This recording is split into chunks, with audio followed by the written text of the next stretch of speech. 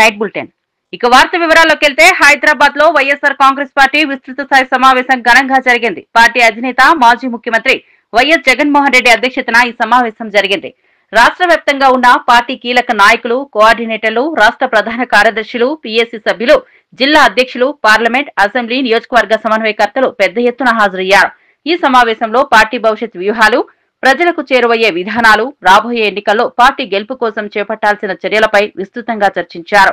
ప్రజల సమస్యలపై మరింత దృష్టి సారించి సంక్షేమ పథకాల ద్వారా విశ్వాసం సాధించాలనే దానిపై నేతలు చర్చించారు. కూటమి వైఫల్యాలను ప్రజల ముందుంచాలని, అభివృద్ధి, సంక్షేమం కల్పిన వైసీపీ పాలనను మళ్లీ రాష్ట్రంలోకి తీసుకురావడమే తమ లక్ష్యమని సమావేశంలో స్పష్టం చేశారు. మీ అందరి సమక్షంలో రాష్ట్రంలో అన్యాయానికి గురైన కార్యకర్తల కోసం డిజిటల్ బుక్ ఈరోజు లాంచ్ చేస్తా ఉన్నాం. ఈ డిజిటల్ బుక్ ద్వారా రేపొద్దున రాష్ట్రంలో ఎక్కడ ఎవరికి ఏ అన్యాయం ఇప్పటికే జరిగిన ఆ డిజిటల్ బుక్ను వీళ్ళు దీన్ని ఉపయోగించుకుని రెండు రకాలుగా ఈ డిజిటల్ బుక్ పనిచేస్తుంది. /digitalbook/vySRCP.com లోకి వెళ్ళి ఎంటర్ అయ్యి మీ ఫోన్ నెంబర్ను టైప్ చేయగానే ఓటీపీ వస్తుంది. దాన్ని ఎంటర్ చేయగానే లొకేషను, కెమెరా, పర్మిషన్ అడుగుతుంది. అది మీరు ఇవ్వగానే మొదట మీకు జరిగిన అన్యాయం గురించి వివరాలు అడుగుతుంది, మీరు నమోదు చేయాలి.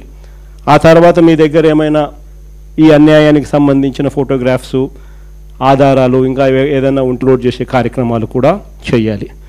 ఆ తర్వాత అది ఆటోమేటిక్లీ ఆ డిజిటల్ బుక్లో స్టోర్ అయిపోతుంది. ఇది ఒక రకమైన పద్ధతి. రెండో పద్ధతి IVRS విధానం కూడా ఉంది. అంటే ఒక టెలిఫోన్ నెంబర్ 04049171718. ఈ ఫోన్ నెంబర్కు మీరు ఫోన్ చేస్తే వైఎస్ఆర్సిపి అన్యాయానికి గురైన కార్యకర్తల కోసం డిజిటల్ బుక్లో ఫిర్యాదు చేయొచ్చు. ఫోన్ చేసిన వెంటనే బీప్ సౌండ్ వస్తుంది. వెంటనే ఫిర్యాదు చేయాలనుకున్న వాళ్ళు తమకు జరిగిన అన్యాయము, తాము ఏ నియోజకవర్గం నుంచి చేస్తున్నారో చెప్పాలి. ఆ తర్వాత ఎవరి మీద కంప్లైంట్ చేస్తున్నారో, జరిగిన అన్యాయం ఏమిటో, ఆ వివరాలు ఏమిటో కూడా చెప్పాలి. అలా చెప్పిన వెంటనే ఆ నెంబర్కు కాల్ చేయగానే దశల వారీగా ఏం చేయాలనో గైడెన్స్ ఇస్తూ కంప్లీట్ చేస్తుంది ప్రాసెస్ను. ఇది అన్యాయానికి గురైన ప్రతి కార్యకర్తకు ఇది ఒక శ్రీరామ రక్ష. నేను ఈరోజు చెప్తా ఉన్నా, ఆ ప్రతి డేటా కూడా ఆ డిజిటల్ డైరీలో నమోదై ఉంటుంది. రేపొద్దున మనం అధికారంలోకి వచ్చిన తర్వాత ఈ డిజిటల్ డైరీలో నమోదు చేసిన ఈ కేసులను మీద ప్రత్యేకమైన బృందాలను పెడతాం. అన్యాయం చేసిన వాళ్ళను రిటైర్ అయిపోయి ఉన్నా కూడా, రాష్ట్రంలో వాళ్ళు లేకపోయినా కూడా, సప్త సముద్రాల అవతలున్న అందరినీ పిలిపిస్తాం. చట్టం ముందర నిలబెట్టించి శిక్ష పడేలా అన్యాయానికి ఈరోజు గురైన వ్యక్తికి సంతోషం కలిగించేలా ప్రతి అడుగు దీని ద్వారా పడుతుంది. ఖచ్చితంగా వీళ్ళేదో రెడ్ బుక్ అంటా ఉన్నారు. రేపు పొద్దున డిజిటల్ బుక్ ఎలా ఉంటుందో కూడా వీళ్ళందరికీ కూడా అర్థం కావాలి. విజయవాడ ఇంద్రకీలాద్రి అమ్మవారిని రాష్ట్ర assembly deputy speaker Raghuram Krishnamraju దర్శించుకున్నారు. ఆలయ అధికారులు ఆయనకు మర్యాదపూర్వక స్వాగతం పలికి ప్రత్యేక దర్శన ఏర్పాట్లు చేశారు. అమ్మవారిని దర్శించిన అనంతరం వేద పండితులచే వేద ఆశీర్వచనం అందుకున్నారు. తర్వాత ఆలయ అధికారులు లడ్డూ ప్రసాదం, అమ్మవారి చిత్రపటాన్ని అందజేశారు.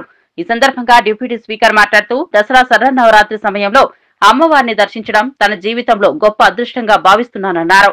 అన్నపూర్ణాదేవి అలంకరణలో ఉన్న అమ్మవారిని చూసి హర్షం వ్యక్తం చేశారు. విజయవాడలో జరుగుతున్న దసరా ఉత్సవాలు దేశమంతా ప్రాచుర్యం పొందాయని, ఈ సందర్భంలో ప్రభుత్వ ఆధ్వర్యంలో జరుగుతున్న విజయవాడ ఉత్సవ్ మరింత విశిష్టతను ఇస్తోందని అన్నారు.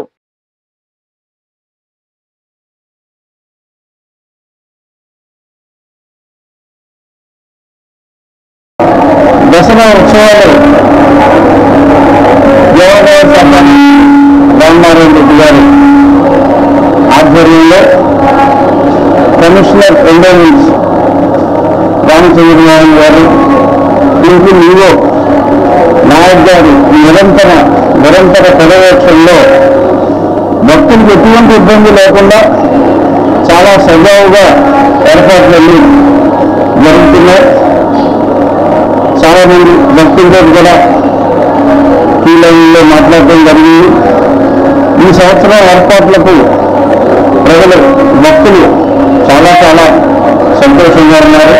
ఇలాగే ఈ నవరాత్రులు దశలు ప్రశాంతంగా భక్తులందరూ అమ్మవారి దర్శనం చేసుకోవాలని, అలాగే విజయవాడలో జరగనున్న మొన్న ప్రారంభమైన విజయవాడ ఉత్సవం కూడా. మాజీ మంత్రి రోజా విజయవాడ ఇంద్రకీలాద్రి అమ్మవారిని దర్శించుకున్నారు. ఆలయ అధికారులు ఆమెకు మర్యాదపూర్వక స్వాగతం పలికారు. అమ్మవారిని దర్శించిన అనంతరం రోజా మీడియాతో మాట్లాడుతూ ప్రతి ఏడాది అమ్మవారి దయతో సాఫీగా దర్శనం కలుగుతోందని అన్నారు. ఆలయంలో ఏర్పాట్లు చక్కగా ఉన్నాయని, అధికారులు శ్రద్ధతో నిర్వహిస్తున్నారని అభినందించారు. ఈ సందర్భంలో రోజా ఒక ప్రత్యేక కోరిక వ్యక్తం చేశారు. వైఎస్ఆర్ కాంగ్రెస్ పార్టీ తిరిగి అధికారంలోకి రావాలని, జగన్ మళ్లీ ముఖ్యమంత్రిగా బాధ్యతలు చేపట్టాలని అమ్మవారిని ప్రార్థించానన్నారు. ప్రజలు జగన్ పై ఉన్న విశ్వాసంతో పార్టీకి మద్దతు ఇస్తారని, రాష్ట్రంలో మళ్లీ అభివృద్ధి, సంక్షేమ పథకాల పునరుద్ధరణ జరుగుతుందని విశ్వాసం వ్యక్తం చేశారు.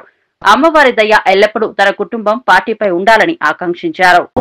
దసరా సందర్భంగా దేవి నవరాత్రుల్లో ఈరోజు 3వ రోజు అమ్మవారు అన్నపూర్ణాదేవి అలంకరణలో చాలా అద్భుతంగా అందరికీ దర్శనం ఇవ్వటమే కాకుండా వచ్చే ప్రతి ఒక్కరికి, అలాగే ఇళ్లలో కూర్చొని అమ్మని తలుచుకున్న ప్రతి ఒక్కరికి అమ్మ కృపా కటాక్షాలు మెండుగా ఉండాలని మనస్ఫూర్తిగా కోరుకుంటున్నాను.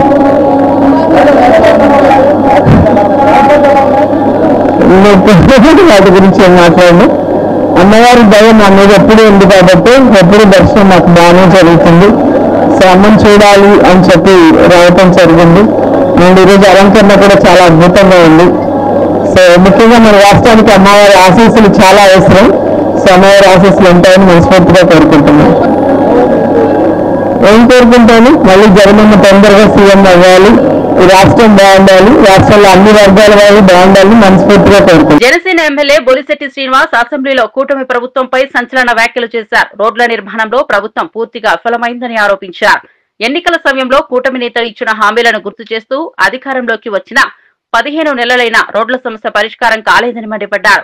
ప్రజలు రోడ్లు ఎప్పుడు వేస్తారని, ఎప్పుడు మెరుగులు దిద్దుతారని అడుగుతున్నారని చెప్పారు. రోడ్ల పరిస్థితి దయనీయంగా ఉండటంతో సాధారణ ప్రయాణం కూడా కష్టసాధ్యమైందన్నారు. ఈ సమస్యపై ప్రభుత్వం ఎందుకు స్పందించడం లేదని ప్రశ్నించారు. తక్షణమే నిధులు కేటాయించి పనులు పూర్తి చేయాలని డిమాండ్ చేశారు. ప్రజలు ఇబ్బందులు పడుతుంటే కూర్చోవడం సరికాదని అసెంబ్లీ వేదికగా గలం విప్పినట్లు తెలిపారు. టౌన్ లో కూడా రోడ్లు లేవు అనే పరిస్థితి నుంచి చాలా ఎక్స్పెక్ట్ చేసి మనకు ఓట్లు వేశారు అధ్యక్ష. గడిచిన 15 నెలలు కూడా మనం ఎదురు చూస్తూ ఉన్నాం. మా ఊరికి బస్సు వచ్చి కనీసం 6 సంవత్సరాలు అయింది అధ్యక్ష. మా ఊరి నుంచి వెళ్ళి అన్ని చోట్ల ఉద్యోగాలు చేసే ఆడపిల్లలు రాత్రి బస్సు బైపాస్ రోడ్లు దింపేసి వెళ్ళిపోతే అక్కడి నుంచి వచ్చి చాలా ఇబ్బంది పడుతున్నారు అధ్యక్ష. ఇంకా రేపు వస్తుంది, మనం వచ్చాక రేపు చేస్తాం, మరి 10 రోజుల్లో చేస్తామని చెప్పి మన కోసం ఎదురు చూశారు అధ్యక్ష. కానీ నేను గౌరవ మంత్రి గారిని చాలా సార్లు రిక్వెస్ట్ చేసి అడిగాను అధ్యక్ష. ఇప్పుడు ఆర్థికంగా మన ఇబ్బందులు ఉన్నాం అధ్యక్ష, అయినప్పుడు కూడా మనం సంక్షేమం ఎలా చేస్తామో అదేవిధంగా ఇన్ఫ్రాస్ట్రక్చర్ ఈ రోడ్లు మనం చేసుకోకపోతే అధ్యక్ష చాలా ఇబ్బంది పడే పరిస్థితి, ప్రజలు కూడా మనకి వ్యతిరేకత అవుతూ ఉన్నారనే విషయాన్ని సభ ద్వారా మరి నేను తెలియజేస్తున్నాను అధ్యక్ష. గౌరవ మంత్రి గారిని దాని మీద మా తాడేపూరడానికి 10 కోట్లు శాంక్షన్ ఇచ్చారు అధ్యక్ష. కాంట్రాక్ట్ని పనిచేయమని అడిగితే మాకు పాత బిల్లులు ఇస్తేనే చేస్తాం, లేదా నేను చెయ్యం, లేదా మీరు గట్టిగా మాట్లాడితే మేము ఆత్మహత్య చేసుకుంటాం అనే పరిస్థితిలో కాంట్రాక్ట్లు ఉన్నారు అధ్యక్ష. కాబట్టి దయచేసి గౌరవ మంత్రి గారు, ముఖ్యమంత్రి గారు చెప్పి ఏదో నిధుల్ని కొంత బిల్స్ అని ఇస్తే రోడ్లు మొదలు పెట్టిస్తే మనం బయటికి వెళ్ళి తిరగడానికి అవకాశం ఉంటుంది అధ్యక్ష. ఇవాళ మన ఇంటింటికి తిరగాలంటే మీరు వచ్చాక రోడ్లు వేస్తారని మీకు ఓట్లు వేసాం, మీ డ్రైన్లు కడతారని ఓట్లు వేసాం, అయినా మీరు పాత పద్ధతిలో ఉన్నారు, సంక్షేమం ఆలో చేశారు కదా అని సమాధానం మనకు ఎదురవుతుంది అధ్యక్ష. కాబట్టి గౌరవ ముఖ్యమంత్రి గారి దయ వల్ల మరి ఈ రోజు వరకు సంక్షేమంలో మేము ఎక్కడా కూడా తలదించుకోవట్లేదు.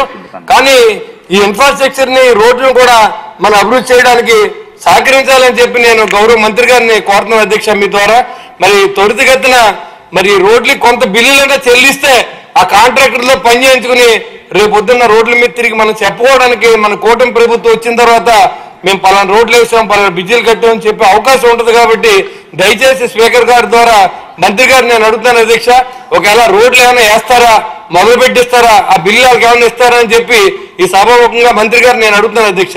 Thank you very much. Hyderabad లో బీఆర్ఎస్ పార్టీలో చేరికలు జరిగాయి. బీజేపీ సీనియర్ నాయకుడు కొలను ప్రదీప్ రెడ్డి సహా పలువురు బీజేపీ శ్రేణులు బీఆర్ఎస్ లో చేరారు. ఈ కార్యక్రమానికి పార్టీ వర్కింగ్ ప్రెసిడెంట్ కేటీఆర్ హాజరై వారికి పార్టీ కండువా కప్పి ఆహ్వానించారు. బీఆర్ఎస్ లో చేరిన వారిని పార్టీ బలోపేతానికి శక్తిగా ఉపయోగించుకుంటామని కేటీఆర్ స్పష్టం చేశారు. రాష్ట్రంలో కాంగ్రెస్ బీజేపీలు ప్రజా సమస్యలను విస్మరించాయని, నిజమైన ప్రత్యామ్నాయం బీఆర్ఎస్ మాత్రమేనని ఆయన వ్యాఖ్యానించారు. ఈ చేరికలతో బీఆర్ఎస్ శ్రేణులు ఉత్సాహంగా మారక స్థానిక రాజకీయాల్లో కొత్త సమీకరణలు ఉత్పన్నమవుతున్నాయని విశ్లేషకులు చెబుతున్నారు.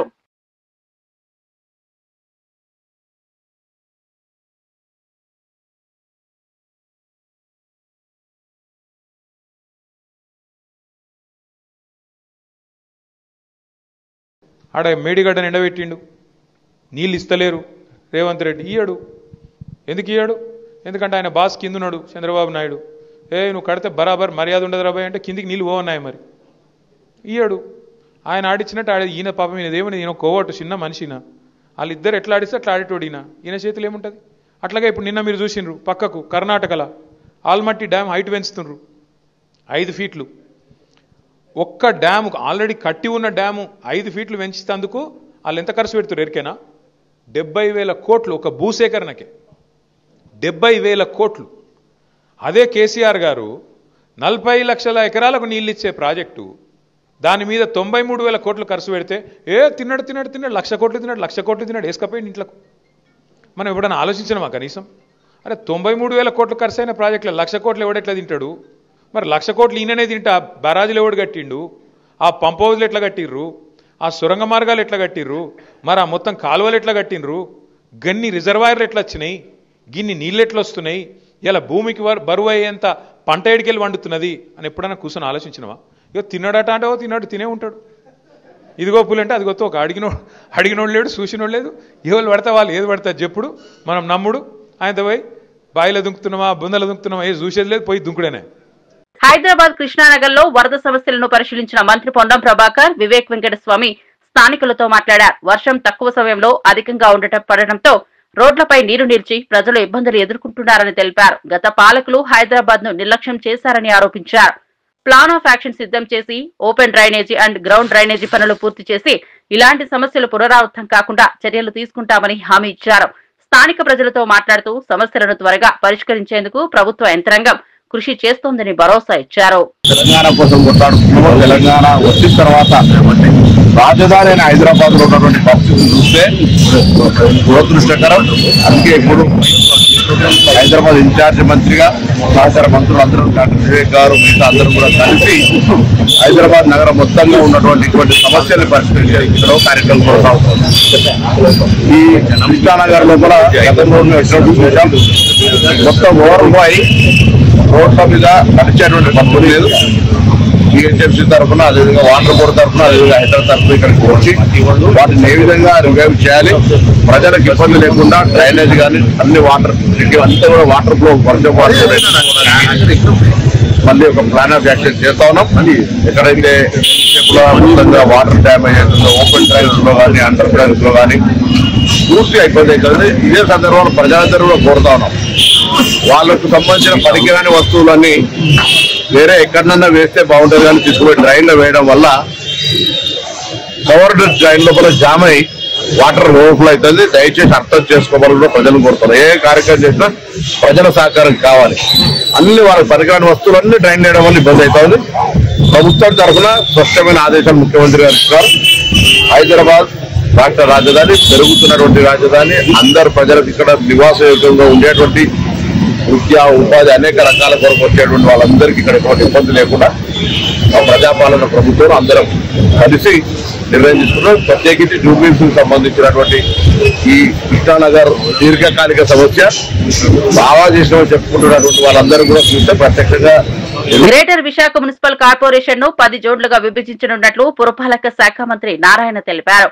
అసెంబ్లీలో ఎమ్మెల్యే కొనతాల రామకృష్ణ అడిగిన ప్రశ్నకు సమాధానమిస్తూ ఈ వివరాలు వెల్లడించారు. జోనల్ కమిషనర్ల అధికారులపై సమీక్ష జరుపుతున్నారని చెప్పారు. విశాఖలో 665 కోట్లతో సీవరేజీ ప్రాజెక్టుకు టెండర్లు పిలుస్తున్నామని, అదనంగా 193 కిలోమీటర్ల కొత్త డ్రైన్ పనులు చేపట్టినట్లు వివరించారు.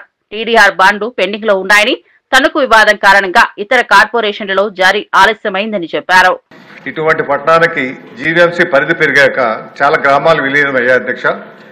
విలీనమైనటువంటి గ్రామాల్లో మౌలిక సదుపాయాలు మటుకు ఏమాత్రం కూడా లేవు అధ్యక్ష. మనకు ఉన్నటువంటి ఏవైతే పరిధి పెరిగిందో పెరిగినటువంటి పరిధిలో రోడ్డు కనెక్టివిటీ కానీ, డ్రైనేజ్ కనెక్టివిటీ కానీ, ఎలక్ట్రిసిటీ కానీ వీటి అన్ని కూడా అభివృద్ధి చేయాల్సినటువంటి ఒక కాంప్రహెన్సివ్ ప్లాన్ ఒకటి తయారు చేసుకొని చేయాల్సినటువంటి అవసరం ఉంది అధ్యక్ష. అదేవిధంగా మంత్రి గారు ఖాళీలు జోనల్ ప్రకారం అన్నారు. అసలు అనకాపల్లి జోన్కే సుమారు 300 ఖాళీలు ఉన్నాయి అధ్యక్ష. ఇవన్నీ కూడా పూర్తి చేయాల్సినటువంటి అవసరం. వీటితో పాటు ఏవైతే డ్రైనేజ్ సిస్టమ్ ఉందో ఆ డ్రైనేజ్ సిస్టమ్ అందులో డీసిల్టింగ్ కూడా లార్జ్ స్కేల్లో చేయాల్సినటువంటి అవసరం ఉంది అధ్యక్ష. మొత్తం ఈరోజు జీవీఎంఎస్లో 10,557 మంది మొత్తం ఉన్నారు అధ్యక్ష. ఒరిజినల్ శాంక్షన్ అయితే 3,821 అధ్యక్ష. అయితే జీవీఎంసీ ఎక్స్టెన్షన్ అవుతూ వచ్చింది కాబట్టి ఓవర్ ఏ పీరియడ్ స్టాఫ్ కూడా కావాల్సి వచ్చారు. అయితే ఇప్పుడున్న వార్డు ప్లానింగ్ సెక్రటరీస్ ని టౌన్ ప్లానింగ్ బిల్డింగ్ ఇన్స్పెక్టర్స్ గాను, వార్డు అమ్యూనిటీ సెక్రటరీస్ ని ఏఈలు గాను, వార్డు వెల్ఫేర్ సెక్రటరీస్ ని కమ్యూనిటీ ఆర్గనైజర్స్ గాను, శానిటేషన్ సెక్రటరీస్ ని sanitary inspector, public health assistants గా వాడుతున్నాం అధ్యక్ష. అదేవిధంగా అడ్మినిస్ట్రేటివ్ సెక్రటరీస్ ని ట్యాక్స్ కలెక్షన్స్ కి రెవెన్యూ ఇన్స్పెక్టర్స్ గా ఉపయోగిస్తున్నాం. అయితే దీనికి సంబంధించి ఈ మధ్య వీళ్ళకి ప్రమోషన్స్ ఇవ్వటం కోసంగా ఫైల్ కూడా క్యాబినెట్ ఇచ్చాం అధ్యక్ష. అయితే మిగతా డిపార్ట్మెంట్ లో ఈ వార్డు సెక్రటరీస్ కూడా ఉంది అని యాక్చువల్ గా కొంతమంది మంత్రులు ఆ ఇష్యూ ఎత్తడం వల్ల ముఖ్యమంత్రి గారు ఒక కమిటీ వేస్తాం, సబ్ కమిటీ మంత్రులతో అన్ని డిపార్ట్మెంట్ కలిసి ఒకేసారి తీసుకురమ్మన్నారు. అది త్వరలో చేస్తామని తెలియజేస్తాం. అది చేయటం వల్ల యాక్చువల్ గా ఈ ఏఈలు అదేవిధంగా బిల్డింగ్ ఇన్స్పెక్టర్స్ ఆ పోస్టులు ఫిల్ అవుతాయి అధ్యక్ష. తర్వాత విశాఖపట్నంలో డ్రైన్స్ తీసుకుంటే టోటల్ రిక్వైర్మెంట్ 4,863 కిలోమీటర్లు కావాలి అధ్యక్ష. దానికి కానీ ఉండేది 3,583 కిలోమీటర్లు అధ్యక్ష. ఆన్ గోయింగ్ వర్క్స్ చిన్నవి పెద్దవి కలిసి 193 కిలోమీటర్లు అధ్యక్ష. బ్యాలెన్స్ 1,086 కిలోమీటర్లు అధ్యక్ష బ్యాలెన్స్ చేయాల్సింది. అదే అనకాపల్లిలో తీసుకుంటే 10.21 కిలోమీటర్లు యాక్చువల్ గా బ్యాలెన్స్ వర్క్ చేయాల్సింది అధ్యక్ష. అదేవిధంగా అర్బన్ ఫ్లడ్ రిస్క్ మేనేజ్మెంట్ కింద 200 కోట్లతో ఒక ప్రపోజల్ కేంద్రానికి పంపించింది అధ్యక్ష. అది వస్తే వెంటనే దాన్ని టేకప్ చేయడం జరుగుతుంది అధ్యక్ష. అయితే ఈరోజు సభ్యులు అడిగినట్టు ఎమ్మెల్యే వైజ్ జోన్స్ యాక్చువల్ గా ఆల్రెడీ ఇన్స్ట్రక్షన్స్ ఇచ్చాము. మొత్తం 10 జోన్స్ గా చేశారు అధ్యక్ష. దాన్ని ఇంప్లిమెంటేషన్ ఇమీడియట్ గా చేస్తామని సభ్యులకు తెలియజేస్తున్నారు అధ్యక్ష. జోనల్ కమిషనర్స్ కి పవర్స్ అడిగారు, దాని విషయం కూడా పరిశీలిస్తామని తెలియజేస్తున్నాను. వైఎస్ఆర్ కాంగ్రెస్ సీనియర్ నేత మాజీ మంత్రి జోగి రమేష్ చంద్రబాబు పాలనపై తీవ్ర వ్యాఖ్యలు చేశారు. రాష్ట్రంలో ప్రజలు దసరా పండుగ ఆనందంగా కూడా మర్చిపోయే స్థితిలో ఉన్నారని గుర్తు చేశారు. అన్ని వర్గాల ప్రజలు ఇబ్బందులు పడుతున్నారని, ధరలు పెరిగి సంక్షేమ పథకాలు ఆగిపోయాయని విమర్శించారు. ప్రజల కోసం వైసీపీ ఎల్లప్పుడూ అండగా ఉంటుందని, రాబోయే ఎన్నికల్లో కూడా వైసీపీ గెలుపు ఖాయమని విశ్వాసం వ్యక్తం చేశారు. స్టార్ట్ అయిన ఆనందం కూడా రాష్ట్ర ప్రజల్లో లేదు. అంటే చంద్రబాబు నాయుడు పరిపాలన అనేది ఎంత చండాలంగా ఉన్నది ఈ పాటికి మనకు అర్థమవుతోంది. ఒక పక్కనేమో మెడికల్ కాలేజీలు అన్నీ కూడా ప్రైవేటీకరణ చేస్తామని చెప్పేసి చంద్రబాబు నాయుడు, ఒక పక్కనేమో వీటీపీఎస్ విద్యుత్ సంబంధించిన ఫ్లై యాష్ కాంట్రాక్టులన్నీ కూడా ప్రైవేట్ పరం చేసే పరిస్థితులు, ఒక పక్కనేమో పిల్లలకి ఫీజులు కట్టక ఆ పిల్లలందరూ కూడా ఆ యాజమాన్యాలు పిల్లల్ని వేధించే పరిస్థితులు, ఒక పక్కనేమో ఆరోగ్యశ్రీ హాస్పిటల్స్ అన్నీ కూడా కనీసం వాళ్ళకి డబ్బులు చెల్లించలేని పరిస్థితుల్లో వాళ్ళకి బాకీలు పడ్డ ప్రభుత్వం ఈ రోజున కొన్ని వందల వేల మంది చనిపోతున్న పరిస్థితులు. అందరికీ కూడా ప్రజలందరికీ కూడా వైఎస్ఆర్ కాంగ్రెస్ పార్టీ తరఫున, జగనన్న తరఫున భరోసా ఇస్తా ఉన్నాం. గ్రామ గ్రామాన కూడా పార్టీని బలోపేతం చేస్తూనే, ప్రజలకు అండగా ఉంటూనే ఎన్నికలకి సన్నద్ధం. అంటే ఏ ఎన్నికలు వచ్చినా వైఎస్ఆర్ కాంగ్రెస్ పార్టీ ఎప్పుడు కూడా రెడీ అనే విధంగా మేమందరం కూడా దశ దిశ మా బాస్ మా అందరూ కూడా చెప్పారు. నాగర్ కర్నూలు పార్లమెంట్ సభ్యుడు మల్లు రవి గాంధీ భవన్ లో ప్రెస్ మీట్ నిర్వహించారు. ఈ సందర్భంగా రాష్ట్ర జాతీయ రాజకీయ పరిణామాలపై స్పందిస్తూ ప్రజల సమస్యలు, అభివృద్ధి కార్యక్రమాలు, కేంద్రం తీసుకుంటున్న విధానాలపై అభిప్రాయాలు వెల్లడించారు. కాంగ్రెస్ పార్టీ బలోపేతం కోసం ప్రతి స్థాయిలో కృషి చేస్తున్నామని చెప్పారు. ప్రజల ఆశలను నెరవేర్చే దిశగా పోరాటం కొనసాగుతోందని తెలిపారు. ప్రస్తుత పరిస్థితుల్లో ప్రజలకు నమ్మదగిన ప్రత్యామ్నాయం కాంగ్రెస్ మాత్రమేనని, ప్రతి గ్రామంలో పార్టీ బలోపేతం కోసం కృషి చేస్తామని మల్లు రవి స్పష్టం చేశారు. తెలంగాణ రాష్ట్రంలో ముఖ్యమంత్రి రేవంత్ రెడ్డి గారు ముఖ్యమంత్రి అయిన తర్వాత తీసుకుంటున్నటువంటి అత్యంత విప్లవాత్మకమైనటువంటి నిర్ణయాలు, ముఖ్యంగా ఎడ్యుకేషన్లో, అగ్రికల్చర్లో, హెల్త్లో ఎక్కడా తీసుకోవటం లేదు.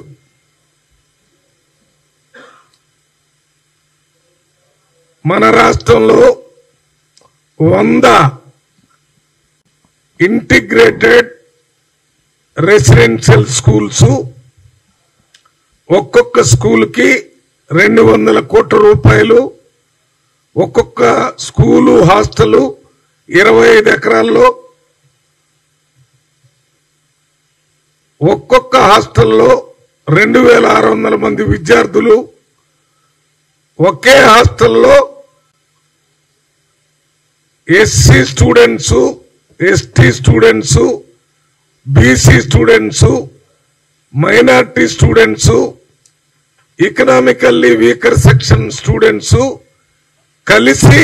ప్రస్తుత ప్రభుత్వ వైఖరి వల్ల ప్రతి వర్గానికి ఇబ్బందులు తలెత్తుతున్నాయని ఆరోపించారు. ముఖ్యంగా విద్యార్థులు, రైతులు, నిరుద్యోగులు ఇబ్బందులు పడుతున్నారని అన్నారు. ప్రజలు నమ్మినట్లే కాంగ్రెస్ పోరాటం కొనసాగుతుందని, ప్రజల ఆశలను నెరవేర్చడంలో పార్టీ కట్టుబడి ఉంటుందని. రాష్ట్రం ఏర్పడ్డ తర్వాత గ్రూప్ 1 కి సంబంధించినటువంటిది ఏ ఒక్కనాడు కూడా ఒక కొలువిచ్చిన పాపాన బీఆర్ఎస్ పార్టీ, పాత టీఆర్ఎస్ పార్టీ పోలేదు. మీ ముఖానికి ఏ రోజు కూడా ఒక్క గ్రూప్ 1 కొలువు కూడా ఇయ్యలే. కానీ ఈ ప్రభుత్వం వచ్చిన తర్వాత పారదర్శకంగా విధానం ఉండాలి, స్వతంత్రత అనేటటువంటిది, టీజీపీఎస్సీ ఎట్లాంటి ఇబ్బందులు లేకుండా, ఎవరి ఒత్తిళ్లు లేకుండా, ప్రశ్నాపత్రాల లీకేజ్లని గత చరిత్ర చీకటి మన కళ్ళ ముంగట తిరుగుతూనే ఉంది. మీ హయాంలా మీ దుర్మార్గులు చేసినటువంటిది. అదైపోయిన తర్వాత మళ్ళీ పరీక్ష సక్కంగా పెట్టిరా అంటే బయోమెట్రిక్ సరిగ్గా పెట్టకుండా దాన్ని అట్లా ప్రొసీజరల్ ల్యాబ్సెస్ చేసి అప్పుడు క్యాన్సిల్ చేయించారు. ఒక్క కొలు కూడా ఇచ్చినటువంటి పాపన మీ ముఖానికి పోలే. కానీ మా ప్రభుత్వం వచ్చిన తర్వాత టీజీపీఎస్సీకి ఆ యొక్క స్వాతంత్రత ఇచ్చి మనము కొలువులు ఇవ్వాల్సిందే. ఏ తెలంగాణ బిడ్డలైతే వారి యొక్క ఆశయాలని, కళలని సాకారం చేసుకోవాలని చెప్పి కోరుకుంటారో ఆ సాకారానికి కావలసినటువంటి ఆ యొక్క స్వాతంత్రత, ఆ యొక్క అధికారం మొత్తం కూడా టీజీపీఎస్సీకి ఉంది అనేటటువంటి ఒక సౌకర్యాన్ని, అనేటటువంటి ఒక ప్రజాస్వామ్యాన్ని ఈరోజు గౌరవనీయులు ముఖ్యమంత్రి వర్యులు కల్పించిండ్రు అనేటటువంటిది తెలంగాణ ప్రజలకు మొత్తం కూడా నేను మళ్ళొకసారి యాద్ చేస్తా ఉన్నా. కొలువులు ఇయ్యనికే తాపత్రయపడుతున్నటువంటి నాయకులు, వ్యవస్థ ఒక దిక్కుంటే పిల్లల నోట్ల మన్ను కొట్టి కొలువులని దూరం చేసేటటువంటి కుట్రపూరిత రాజకీయాలు చేస్తున్నటువంటి నీచపు రాజకీయ నాయకులు ఇంకొక దిక్కున్నారు, ఈ బీజేపీ బీఆర్ఎస్ వాళ్ళు. అడ్డంపులు వేయాలి, మొత్తం మీద కొలువులను దూరం చేయాలి, తద్వారా ప్రభుత్వాన్ని బద్నామేదో చేసేటటువంటి నీచపు రాజకీయాలకు తెరదీసిండ్రు. ఈరోజు డివిజన్ బెంచ్ ఇచ్చినటువంటి తీర్పు లాగి కొట్టినటువంటి చెంపపెట్టు లాంటిది. 563 మంది పిల్లల యొక్క కష్టం ఈరోజు వృధాగా పోలేదు. ఈరోజు టీజీపీఎస్సీకి కూడా మరి అభినందనలు తెలియజేసుకుంటూ 563 మంది ర్యాంకర్ల యొక్క తల్లిదండ్రులకు కూడా అభినందనలు మేము తెలియజేస్తా ఉన్నాం. కష్టం ఊరికే పోదు, కన్నటువంటి కళలు సాకారం చేసుకునేటటువంటిది తెలంగాణలో ప్రజాపాలనలో పారదర్శకంగా ఈ యొక్క వ్యవస్థ నడుస్తున్నటువంటి తీర్థనుల్లో దయచేసి బీజేపీ బీఆర్ఎస్ లాంటి ఒక కుట్రపూరిత రాజకీయ నాయకులకి పిల్లలని దూరంగా ఉంచాల్సిందిగా నేను కోరుకుంటా ఉన్నా. ఇది ఈ కొలువులకే కాదు, భవిష్యత్తులో అన్ని కొలువులకు కూడా కాళ్ళ కట్టెలు పెట్టేటటువంటి కుట్రలు ఈ రెండు పార్టీలు చేస్తాయి. ఎందుకంటే ఒకరికి కేంద్రంలో ఇస్తున్నటువంటి చరిత్ర లేదు, ఇంకొకరికి గతంలో అధికారంలో ఉన్నప్పుడు ఇచ్చిన చరిత్ర కూడా లేదు.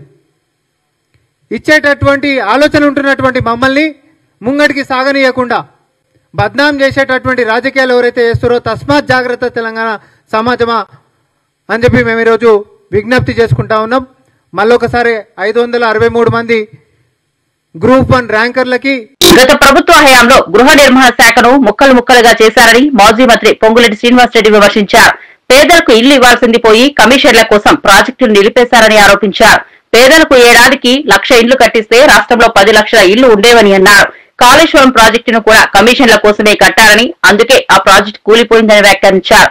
ప్రస్తుత ప్రభుత్వం పేదలకు అండగా ఉంటుందని, నిజమైన అభివృద్ధి పథకాలు అమలు చేస్తుందని తెలిపారు. పేదవాడికి ఒక భరోసా, పేదవాడికి ఒక ధైర్యం, ఆ ఇల్లు ఇవ్వాలని, ఆ పేదోడి భరోసాని భుజము తట్టి మేల్కొల్పాలని ఆనాటి ప్రభుత్వాలకి కనీసం జ్ఞానం లేదు. నిజంగా ఆ 10 సంవత్సరాలలో సంవత్సరానికి 1,00,000 ఇళ్ళు పేదోళ్ళకి కట్టించుంటే ఆ 10 సంవత్సరాలలో ఆనాటి తెలంగాణ ధనిక తెలంగాణ రాష్ట్రంలో రాష్ట్ర వ్యాప్తంగా ఒక 10 లక్షల ఇళ్లు కట్టించి ఉండేవాళ్ళు. కానీ స్వార్థం కోసం కమిషన్లకి కక్కుర్తి పడి పేదవాడి ఆత్మగౌరవానికి నేను మద్దతిస్తే, సాయం చేస్తే, పేదవాడికి భుజము తడితే దాంట్లో నాకొచ్చే లాభం ఏముంది, నాకొచ్చే కమిషన్ నాకు రాదు కదా అని కేవలం ధనార్జన కోసం, కేవలం కమిషన్ల కోసం ధనిక తెలంగాణ రాష్ట్రంలో ఫుల్లుగా డబ్బులున్నప్పుడు ఇల్లు కట్టకుండా కమిషన్ల కోసం కాళేశ్వరం కట్టాలనే ఆలోచన వచ్చింది. ఆ కాళేశ్వరం ఫౌండేషన్ వేసింది వాళ్ళే, ఓపెనింగ్ చేసింది వాళ్ళే. ఆ పైనున్న దేవుళ్ళు వారు చేసిన అరాచకాన్ని తట్టుకోలేక ఇంకా ఒక నెల 15 రోజులు ఎన్నికలున్నాయనగా వారు ముఖ్యమంత్రిగా ఉన్నప్పుడే ఆ కాళేశ్వరం కూడా కూలిపోయింది. కూటమి ప్రభుత్వాన్ని తీవ్రంగా విమర్శించిన మాజీ మంత్రి రోజా సూపర్ 6 అంటూ సంబరాలు చేసుకోవడం సిగ్గుచేటని వ్యాఖ్యానించారు. ఒకవైపు మహిళల ఆత్మహత్యలు, అత్యాచార ఘటనలు పెరిగిపోతున్నాయని, మరోవైపు నిరుద్యోగ యువతకు భరోసా లేకపోవడం దారుణమని అన్నారు. రైతులకు మద్దతు ధర లేకపోవడంతో పాటు యూరియా కొరత కారణంగా ఆత్మహత్యలు పెరుగుతున్నాయని రోజా ఆవేదన వ్యక్తం చేశారు. ఇలాంటి పరిస్థితుల్లో ప్రజలు ఇబ్బందులు పడుతుంటే సంబరాలు చేసుకోవడం ఏ విధమైన పాలన అని ప్రశ్నించారు. వైసీపీనే ప్రజలకు నిజమైన అండగా ఉంటుందని రోజా తెలిపారు. మేనిఫెస్టో ఏంటి, అధికారంలోకి వచ్చాక ఆ మేనిఫెస్టోని గాలికి వదిలేసి సిగ్గు లేకుండా మొన్న అనంతపురంలో సూపర్ 6 సూపర్ హిట్ అంటూ ఎలా సంబరాలు చేసుకున్నారో వాటి మీద ఫస్ట్ డిస్కషన్ జరిగింది. ఎందుకంటే అధికారంలో రావటానికి ముందు పచ్చపత్రిక ఈనాడులో వేసిన యాడ్ మీరు చూసుంటారు, ఏమేమి ఇస్తాము అని చెప్పి. సో అదే మేనిఫెస్టో ఉండాలి కదా ఈరోజు అధికారంలోకి వచ్చాక. దాంట్లో ఆడబిడ్డ నిధి కనిపించలేదు. ఒక ఆడపిల్లకి 18 ఏళ్ళు దాటితే 1500 ఇస్తాము, ఎంతమంది ఆడపిల్లలు ఉంటే అంతమందికి అన్నారు. ఒక్కరికి ఇవ్వలేదు కాబట్టి దాన్ని తీసేశారు. అలాగే మీరు చూస్తే నిరుద్యోగ భృతి, ఉద్యోగం ఇస్తాం లేదా నిరుద్యోగ భృతి 3000 ఇస్తామన్నారు, అది కూడా సూపర్ 6లో ఉన్నది తీసేశారు. అలాగే ఎస్సీ ఎస్టీ బీసీ మైనారిటీకి 50 ఏళ్లకే పెన్షన్ ఇస్తాము అని చెప్పారు సూపర్ 6లో. కానీ మొన్న అనంతపూర్లో జరిగిన సూపర్ 6 సూపర్ హిట్ మేనిఫెస్టో ఏదైతే యాడ్ ఇచ్చారో దాంట్లో అది కూడా లేదు 50 ఏళ్లకు పెన్షన్. అంటే వీళ్ళు ఇచ్చిన సూపర్ 6ని మార్చేసి కొత్త సూపర్ 6లని ఏవో ఫోటోలు పెట్టుకొని సంబరాలు చేసుకుంటున్నారు. దేనికి మీరు సంబరాలు చేసుకుంటున్నారు? ఈరోజు ఆడవాళ్ళని ఆత్మహత్యలు చేసుకునే విధంగా, ఆడవాళ్ళని రేప్ చేసి ముక్కలు చేసి చంపేస్తుంటే కూడా ఆ కుటుంబాలకి సమాధానం చెప్పకపోకుండా సిగ్గు లేకుండా సంబరాలు చేసుకుంటున్నారా? ఈ రాష్ట్రంలో నిరుద్యోగులకి ఉద్యోగం ఇవ్వకుండా, నిరుద్యోగ భృతి ఇవ్వకుండా వాళ్ళని రోడ్ల మీద వదిలేసి సంబరాలు చేసుకుంటున్నారా? దానికోసం ఈరోజు రైతులకి 20,000 ఇస్తామన్నారు, 2 సంవత్సరాలు 40,000 ఇవ్వాల్సి ఉంటే 5,000 ఇచ్చి చేతులు దులుపుకొని దేనికి మద్దతు ధర లేదు. మామిడికి లేదు, టమాటాకి లేదు, ఉల్లికి లేదు, పొగాకు లేదు, పసుపుకి లేదు, మిర్చికి లేదు. ఇవ్వకుండా ఇంకా యూరియా కోసం ఈరోజు రోజుల తరబడి రోడ్డు మీద వాళ్ళు ఎదురు చూస్తూ ఆత్మహత్యలు చేసుకునే పరిస్థితి తీసుకొచ్చి సిగ్గు లేకుండా మీరు సంబరాలు చేసుకుంటున్నారని నేను అడుగుతున్నా. దేనికి సంబరాలు చేసుకుంటున్నారు? మీ ఫెయిల్యూర్కి సంబరాలు చేసుకుంటున్నారా, లేదా మీరు అవినీతిలో దోచుకొని మీరు చక్కగా సెటిల్ అయ్యారు కాబట్టి సంబరాలు చేసుకుంటున్నారని నేను అడుగుతున్నా. ఇవి బులెటిన్ అప్డేట్స్. మరో బులెటిన్ లో మళ్ళీ కలుద్దాం.